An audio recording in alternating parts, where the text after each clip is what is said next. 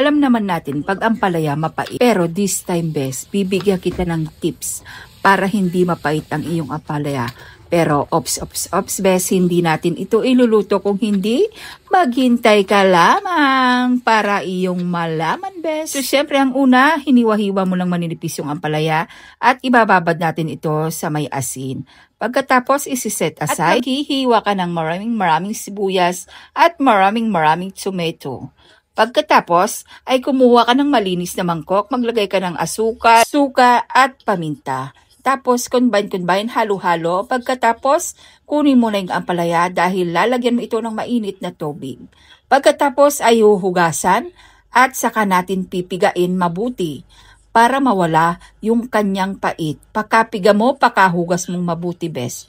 Pag naipiga mo na, ilagay mo na yung ating sinangkapan na vinegar, asukal at paminta. Ihalo mo dito, maglagay ka rin ng sibuyas at saka yung ating kamatis. O bes, nahuhulaan mo na ba kung ano ito? Oo bes, hindi ka nagkakamali. Ito ay ang palaya na salad. At kung mayroong kang diabetes, mainam na kainin mo to. Pero wag mo lang lagyan ng asukal. At siya nga pala bes, para lalong masarap, maglagay ka rin ng isang pirasong itlog maalat. Huwag ka nang maglagay ng asin, yun lang ang ilalagay mo, bes. Tapos yung suka, kung mayroon kang diabetes, huwag mo nang lagyan ng asukal.